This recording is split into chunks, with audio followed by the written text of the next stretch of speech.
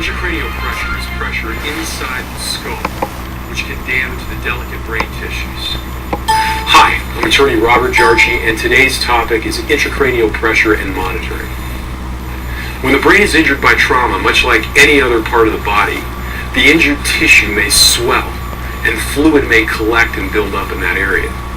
But because the brain is unique in that it's encased inside a bony skull, the swelling brain has no place to go, which creates pressure inside the skull. Now this can damage tissue, but it's also serious because the pressure inside the brain may actually restrict blood flow to the brain. Sign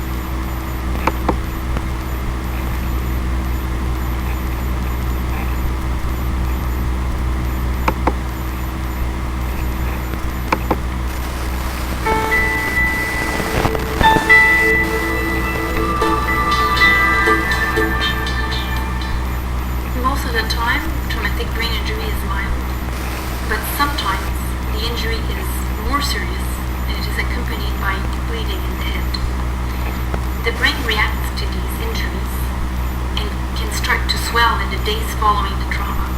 This is called cerebral edema. The blood and the swelling occupy space inside the skull, but the skull cannot stretch. So the more there is blood and swelling, the more it creates an abnormally high pressure within the head called intracranial hypertension.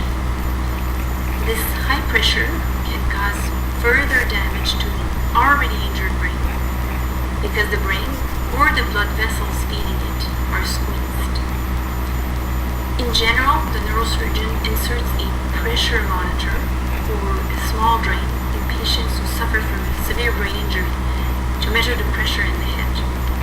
If the pressure rises, drugs are given to decrease it. Sometimes, however, the drugs are not enough and we must then proceed to surgery.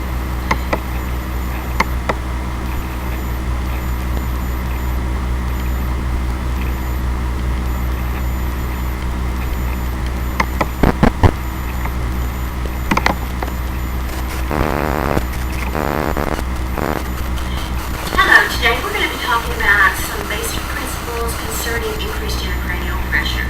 And one of the first principles that we're going to talk about is how the brain is placed in the skull. So first of all, if we look at the skull, we know that it's very rigid, and it's like there's a rigid box here. And inside this rigid box, it's filled to capacity with three items. It's filled with brain,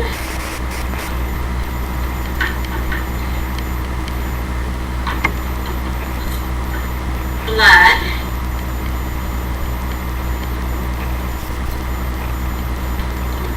and cerebral spinal fluid. Now, the skull is filled with 80% of the skull is filled with brain, 12% is blood, and the other 8% is